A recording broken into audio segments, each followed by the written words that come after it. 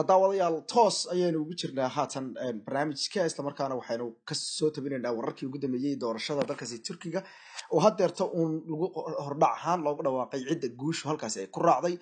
dabcan maadaama ballan qaadnay inaynu caawa si toos ah idinku soo tabin doono wararka haatan waxaa la soo gabagabeeyay isla markaana inta badan la soo arooriyay tirintii codadka iyadoo la tiriyay hadeerta in ku dhow 96% ayaa waxay muujinaysaa in madaxweyne Recep Tayyip Erdogan ay guushu halkaas ku raacday isagoo 52% codad in ka badan ku guuleystay hadeerta ayuu khudbad ka jeedinaya fagaaraha weyn ee magaalada Istanbul halkaas oo ay kumanaan ruux isugu soo baxeen markaana wuxuu u mahad celiyay dadka reer Turkiga ee doortay isagoo ku dhawaaqay in guushan aysan ahayn guul isaga iyo xisbigiisu ay gaareen balse ay tahay guul ay gaareen ummadda reer Turkiga doorashada ayuu ku tilmaamay inay ahayd mid markaasi gacmaha ama si xooggan buu loo loolamay oo wuxuu ku tilmaamay inay ahayd mid kamid ah tii ugu loolanka adkeed ee dalkan abid soo marta waa doorashada xilligeedii laga soo hormariyay bishii Abriil lagu dhawaaqay muddada 2 bilood ee waliba bishii Ramadaan ku dhex jirtayna aynu loolanka adag ku jirnay ayuu yiri taasoo uu ku tilmaamay dadka reer Turkiga inay yihiin dad karti aqoon iyo garasho wadaniyeed leh ayagoo ilaa iyo bishii Ramadaan ee barakaysneed ayuu dadku Soomaaliya ay ka qayb ka ahaayeen ololaha xooggan isla markaana sida loogu soo baxay laga yaabay iyadoo noqotay doorasho kamid ah tii loogu soo bixid badnaa ee dalkaasi 80% in ka badan dadkii isdiiwaan galiyay ee ahaa ku dhawaad 56,000 qof ayaa doorashada u soo baxay dad gurguuranaya waayeel ah dad curyaam ah kuwa markaasi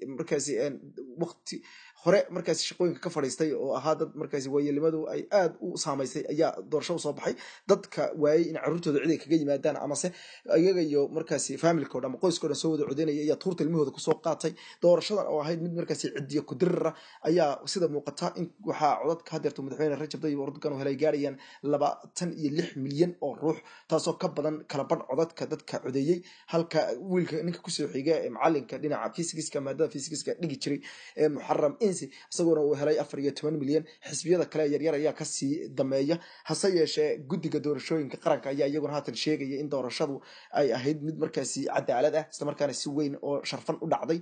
eedayn mucaaradku soo jeediyay oo isoo jeediyeen wakaalada wararka ee dalkaasi Turkiga ku hadasha afkeeda Anadolu oo ahayd inay faafiyeen doorashada iyadoon xilligeedii ama guddiga doorashooyinka aysan ku dhawaaqin ayaa si weyn markaasi iyadana xogaa muran u keentay hase yeeshee taas waxay noqotay idaacad iyadu dabcan dhinkeeda ama analyze ha noqoto ama yani ha noqoto qaadaad dhigis iyadu faafisay ama dabcan si prediction waxa loo yaqaan ama hilaad ka sii bixisay taasoo mucaaradku ay naf ka dhigteen balse noqon weyday wax justification ama u noqda qiil in markaasi doorashadan wax laga sheego Cabdirashiid iyo Yaasiin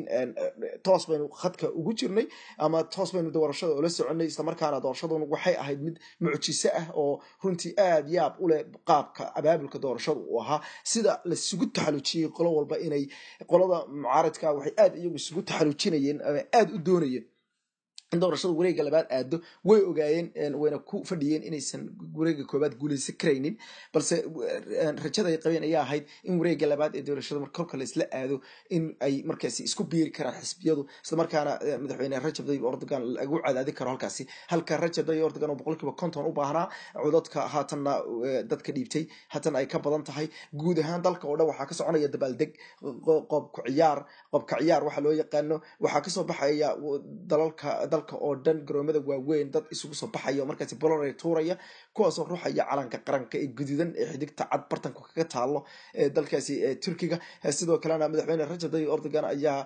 wax u eegdo khudbad markaasi ay hareysay caadifad ama wadaniyad ay hareysay ka jeediyay ama shacabkiisa u jeediyay wuxuu sidoo kale u hambaliyay raggii la tartamayay oo ugu yeeray inay yihiin dad ayagu xaq u leh in la doorto balse wuxuu sheegay in hadeerto dalku uu go'aansaday in uu taageero wax qabadkii ayuu yiri 16 sano ee Kepart ama xisbiga cadaaladda iyo horumarinta dalkiisa wuxuu sheegay in aysan ahayn wax markaasi qolo kaliya u soo hoyatay in dalka doorasho nabad galiye oo intaas leeg oo midnimo ay ka dhacdo wuxuu sheegay in ay dalka haatan ay u jeheynayaan mid kamid ah jahooyinkii ugu wanaagsanaa abid ee dalka soo marta wuxuu sheegay in awoodda Turkiga ee dhismaha ciidamada iyo awoodda wuxuu ugu yeeray arrimaha dibadda tan gudaha ee kaabista dhaqaalaha cashuur dhimista soo saarista dhalinyarada iyo wuxuu yiri markaasi in kaabayaasha dhaqaalaha dalka la qotomiyo isla markaana ay noqdaan kuwo dunidu ay ku xisaabtanto ay halkiisa kasii soconayaan. wuxuu sheegay in awoodda madaxweyne ee uu yeeshay uu adeegsan doono hab u dhismeed casri ah oo turki ah. wuxuu sheegay in awoodda oo dhan uu saari doono kobcinta dhalinyarada iyo doorkooda waxbarasho aqoonta dhinaca teknolojiyadda, isla markaana dalka uu ka dhigi doono mid xagga teknolojiyadda ku horeeya. beeraha oo dalkaasi uu ah dalka ugu weyn ama dalalkan hadeerto ama dalka kaliya dhaca Asia iyo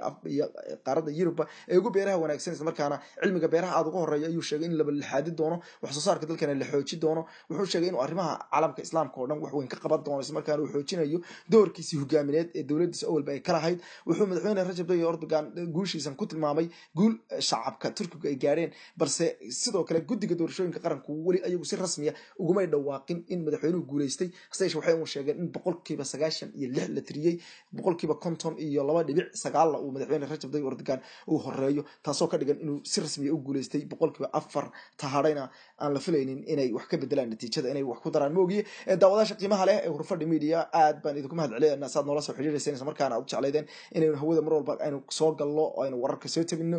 dabcanna ummadda Soomaaliyeed oo dhan ayaa doorashadan isha ku haysay, kaliya ummadda Soomaaliyeed ma aha caalam islaam iyo dhammaan wadamada qarbiga iyo wadamada bariga dhexe ayaa aad looga daawanayay. waxaa la sheegay inay doorashadan oo live uga soconaysay TV-ga afka dheer ee Carbeed ee Al Jazeera iyo dhammaan warbaahinta dalkaasi Turkiga, la sheegay inay malaayiin iyo malaayiin ruux ay toos u daawanayeen iyagoo afafkooda hooyo ama afkooda carabiga kula socday. warbaahinta Al Jazeera ay dhex taagneed dhammaan goobaha inta badan goobaha waaweyn ee dalkaasi iyo xarumaha guddiga doorashooyinka. inaguna nabad baynu u rajeynaynaa dalkaasi Turkiga. dalkeena Soomaaliyana waxaan rajeynaynaa in mar sidoo kale inaga oo u tuban aynu runtii aragno insha Allah inaynu dalkeena u duceyno ayaan idinka codsanayaa daawadayaal. amaana